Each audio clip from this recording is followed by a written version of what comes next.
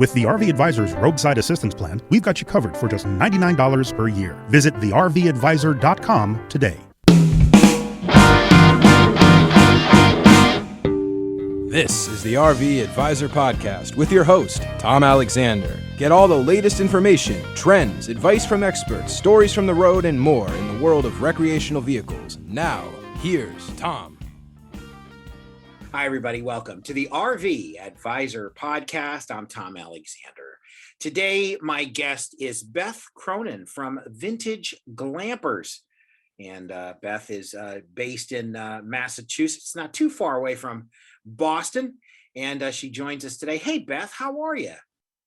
Hey, I'm great. How are you? I'm doing well, thanks. It's great to see you. Great to have you on. And I'm here on your Instagram page, and I'm seeing Vintage Glampers. Now, you know, we're learning more and more about what glampers are.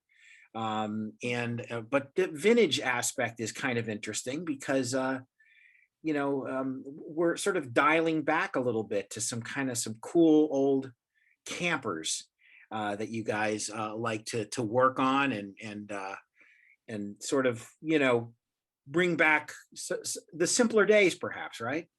Yeah, absolutely. We love antiquing and we love vintage things. So, what better than to, bring back to life something that, most likely would have made its way to a dump, and we think it's really important, not only from like a green aspect to redo things that already exist, but just for the fact that it's like a little piece of history, and bringing it back to life is something that, just makes us really happy to do.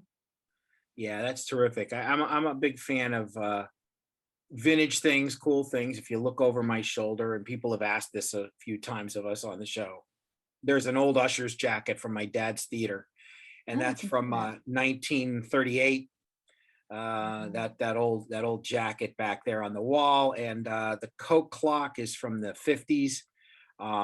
That used to also be in the theater, and it works great, and it keeps amazing time, and it even lights up. I just don't have any light bulbs in it right now, but it's a great old clock. So I fully appreciate your love of all things ancient. Yes. Yeah. She definitely, and I don't know why she's a she, but she just is. We've named her our little one, and it's just, she's been brought back to life. And it's great because when we go places, we love that people stop and they're like, oh my God, is that a new model, or is that? And we're like, no, this is a 1968. And they're just floored that it looks, great for its age. I mean, it took a lot of elbow grease to get there, but people enjoy it too. And we love, showing it off and showing people that, you can bring these things back to life and they be fully functional too. Yeah. And it speaks to the construction of these things that even at that time, I mean, you're going more than 50 years ago, that the level of craftsmanship and construction was certainly there. It was top of mind, and it just, like you said, needed a little elbow grease to just reveal that, wipe away some of those years, but really fantastic. And you brought up the fact that it's a she, and it seems like we always do that with things like, she's an old ship or something, like or she's running like a top or whatever, and it always seems to be a she. That's terrific. And I know that you're working on acclimating a member of the family to the camper. That we are. And her name is Lola. Lola is your dog, a mix of multiple breeds. Yeah. Beautiful dog. And tell us about how Lola's making that adjustment. So we've now had Lola for 3 months. So she is a rescue dog, and she is between 3 and 4 years old. And so we're being very careful with how we introduce her to the camper, because she's had a little traveling in her past. And so each new experience, it's almost like, she gets nervous and she's wondering, is this something I can be comfortable with? And so the timing of getting her to, when we typically travel in the camper has been perfect because she's been able to really get comfortable with us in our home and trust us. And so now by just bringing her out to the backyard into the camper, it's getting her acclimated that this is a safe space for her too. And so, it's sometimes just hanging out on the bed with her for a half hour or an hour and letting her sniff around and explore and hopefully not mark her territory.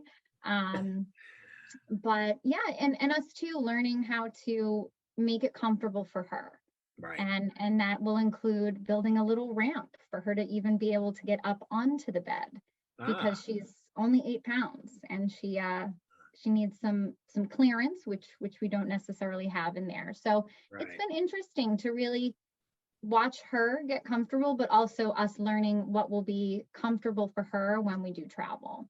Yeah, and not too unlike people, we all of us have to make adjustments to new things, new surroundings, and get acclimated. And whether we're moving to a new area or whatever we're doing, or even when you get a new car or something, it's like you're conditioned into thinking, well, this thing is here and that thing is there, but now it's moved. It's a different model. So I what am I doing here?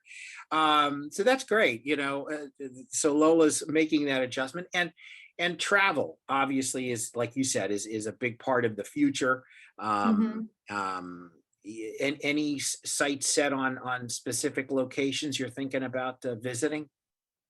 So we do a lot of traveling just in New England. A bulk of our traveling we do between May and, well, sometimes early April, but mainly May and through October up here in this area. So we love going to a place called Bailey's Campground, and that's up in Scarborough, Maine. And so this summer, just with coming off of the pandemic, we're going to keep it local in New England, hit up Maine, New Hampshire. We may travel up to Vermont, but we haven't quite nailed a place yet. But primarily just staying in New England.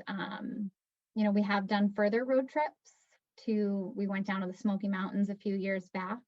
Which was actually where we got engaged. But, when the pandemic hit and kind of just shifting gears and everything, we're going to keep it just in New England this summer.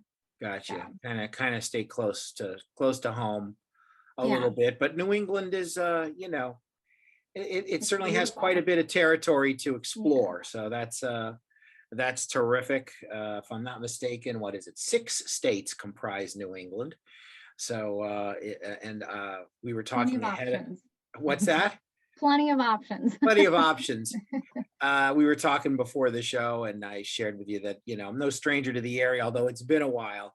But as a kid, I used to get up there with my folks, and we'd visit Cape Cod, and got to, throughout Massachusetts and into Providence, Rhode Island, and a bunch of different places, Mystic, Connecticut, those kinds of places. And a lot of fun. It's a great part of the country.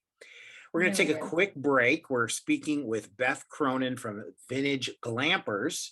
You can follow Beth and her husband, Eric, on Instagram, /Vintage Glampers. And some really cool pictures. And they've got almost 3,000 followers. Help them get to 3,000, folks. You can just hop on and join, and they'll get to that magic number and keep growing. We'll be back with Beth Cronin in just a moment. You're watching and listening to the RV Advisor Podcast. Stay tuned.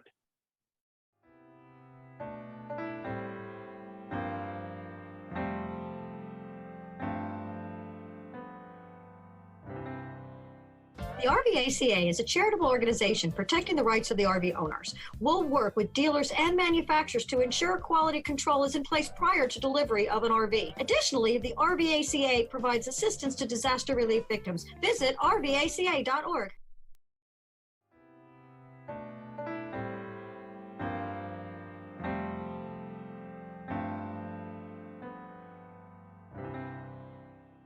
We are back on the RV Advisor Podcast. I'm Tom Alexander. My guest is Beth Cronin. She is from Vintage Glampers. You can follow Beth and her husband, Eric, on Instagram, /Vintage Glampers. And Beth, in the break, we were chatting a little bit. I know you said it's a 1968 camper. Give us a little bit of the specs on that. And I know that we talked about the fact that the construction is maybe not what people are, maybe accustomed to today, but give us a little backstory on that. Yeah, so we have a 1968 Cerro Scotty Highlander.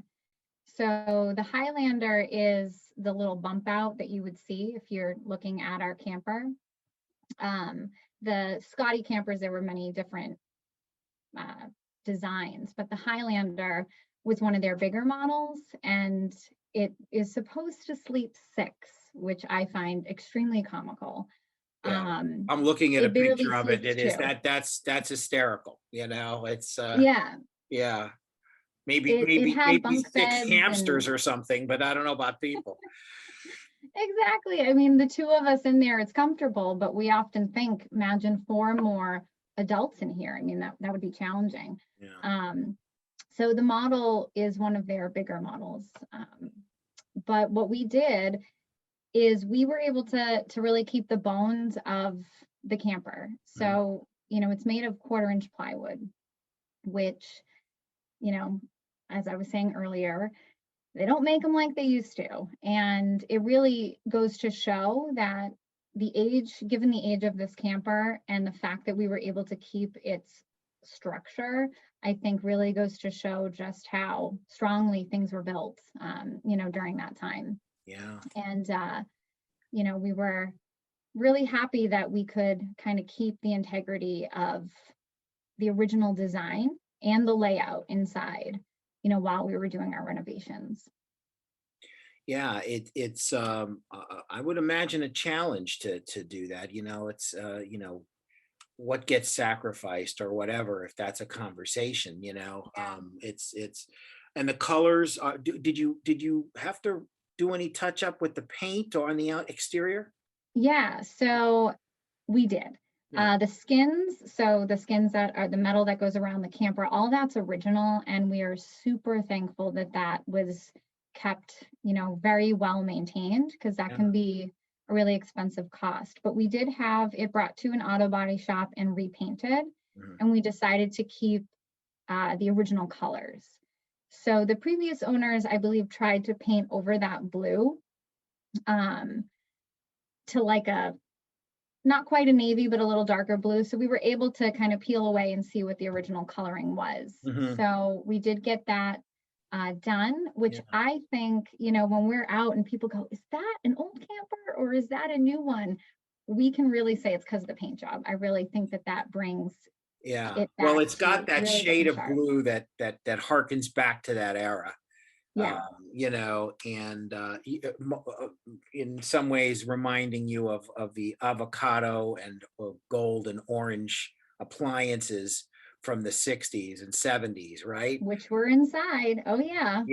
Yeah, right. So you've kind of got that that look. But that color blue is, I guess you'd almost describe it as a sky blue. But it just really speaks to that time. And of course, you said 1968 was the year that it was constructed. So also, I should point out that your adventures have been documented in Rootless Living and Vintage Camper Trailer magazines, right? That's they've done a little story on you guys. They've done a story. We did our actual our renovation story in the Rootless Living magazine. So, even on our Instagram, if you scroll through some of our highlights, you'll see the whole renovation process, which I always love before and after photos. It's great to see the camper the way it is now, but to try to explain how awful it was when we got it, it's just easier to take a look and really see that, it's come a long way. So yeah, our whole story of the renovation was in a couple of pages actually in Rootless Living magazine. So we were really happy to be able to share that with such a great magazine. Yeah, that's terrific. We've had those folks on the podcast from Rootless Living, wonderful people, and I got to tell you, I imagine the interior as well on this. You know, you've got a little cooking area, and you've got Mhm. place to obviously rest your head at night. And um, give us a little bit of a view of the interior. Tell us what, when you walk in, how it's laid out. Awesome. Yeah. So the layout of the interior is exactly the way it would be or would have been, in 1968. So we kept, right when you walk through the door, over to your right is a table that also breaks down to be a bed, Mhm. which would sleep supposedly two adults, which I find comical. It may fit a small child. And then over to our left is our cooking area. And there's the original bathroom that we have a small like boat toilet that we put in there, like a self-contained toilet. And then we have our bed, which is right next to the kitchen. And above that is our storage, which originally was a bunk bed. So there's the extra for people. But really, the camper came with a stove. And when assessing how to really do this rebuild, it was okay, how do we make this camper functional Mhm. and safe for the current times? Mhm. So although my verbal tour of the camper sounds like it's way bigger than it is, it's really not. It's a small little box. So our kitchen has been shifted to a 3-burner stove. And in lieu of that big oven that they had in it originally. So we made a lot of little tweaks inside of it to make it work for us. We added a refrigerator. We added an air conditioner, which I have no idea how people slept in these in the heat of summer. Wow. Yeah, you really. know, Yeah. and so it's just crazy. So we really had to kind of assess the whole thing. And make it actually functional. The only thing I can think of in response to your air conditioning question was, in those days, air conditioning was a luxury, Mm, and they weren't as common outside of big office buildings or things like that. They weren't as common in homes, mm, in cars. And people were. I guess it's that your reference point is what you're used to, and so maybe that's what it was. It's like people just didn't spread have it anything out. to compare it to. Yeah, they Right. they they That's toughed a it good out. point. I will Yeah, say I probably reference it 3 to 4 times a day. yeah, Well, when we're camping in the summer, I'm like, how did they do this back then yeah. without, I, the air conditioner? It's mind boggling, but it's a good point. If that's all is, heat, then, well, you can acclimate. yeah, and it's funny as we're talking and we're recording this conversation. The air conditioner just kicked on in the office, and I normally wouldn't pay any attention to that, but because we're talking about it, I'm aware of it now, and Right. it just kicked on. But it kicks on multiple times throughout the day, and it's like breathing. It's about as natural as breathing. But yeah, it's where you're standing on the timeline, I suppose. Um, so to wrap up, why don't we again let folks know where they can follow you and learn more about your adventures. Absolutely. Yeah, you can follow us on Instagram. We are the Vintage Glampers, and you'll find all of our posts for the camper, some of our at-home DIY projects, but it's primarily a focus on our little one, which is what we call our camper. So you can catch us on Instagram. Our little one, and hopefully our little one continues to thrive for years to come, in not only New England, but other parts of the country, when she sees the open road, right? That's the hope. Beth Cronin, thank you so much for taking time out and joining us. We really appreciate it. Thank you for having me. And I'd like to have you on again. And next time, maybe your husband can pop in and join us as well. Absolutely. We would love that. Terrific. Beth Cronin, our guest from Vintage Glampers. Again, you can follow them Instagram /Vintage Glampers. This is the RV Advisor Podcast. Back in a moment.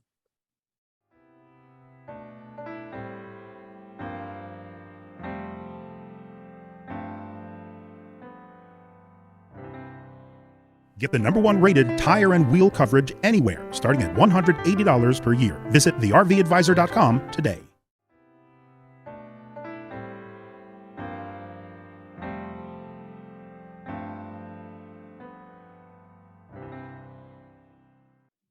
Welcome back to the RV Advisor Podcast. Tom Alexander with you. And of course, I'm joined, as always, by our guest coordinator. There she is, Neve Carizacco. Hey, Neve, how are you?